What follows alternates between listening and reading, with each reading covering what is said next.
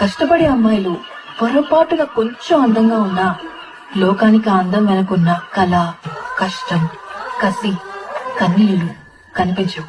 అంతా ఆ అందం వల్లే వచ్చాయనుకుంటారు. అసలు అందం అంటే ఏంటి? అది రూపము, రంగు, అలంకారము కాదు.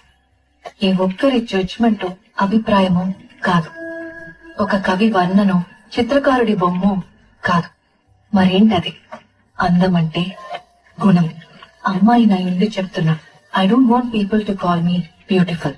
దాని బదులు నీది కష్టపడే తత్వం, నీలో కరుణ ఉంది, నీకు ధైర్యం ఎక్కువ, నువ్వు తెలివైన దానివంటే నాకు సంతోషం.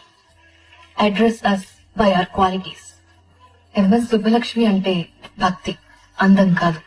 మదర్ తెరెసా అంటే కరుణ, అందం కాదు.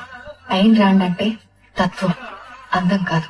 సరస్వతి అంటే విద్య, దుర్గా అంటే ధైర్యం, గౌరీ అంటే తపస్సు, లక్ష్మి అంటే శుభం. ఇలా ఏ దేవతనైనా ఆమె క్వాలిటీస్ కోసమే పూజిస్తారు, ఆమె అందం కోసం కాదు. నీ గుణాలే నీ సంతకం అవుతాయి, నీ అందం కాదు. అందుకే ప్రపంచము మగాళ్ళలో కాదు, ఆడదే ఆడదాన్ని అందాన్ని దాటి చూసుకోగలగాలి.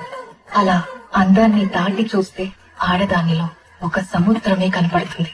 గుణాలతో నిండిన ఒక దేవతే దర్శనమిస్తుంది. So seek for the goddess in you. Goddess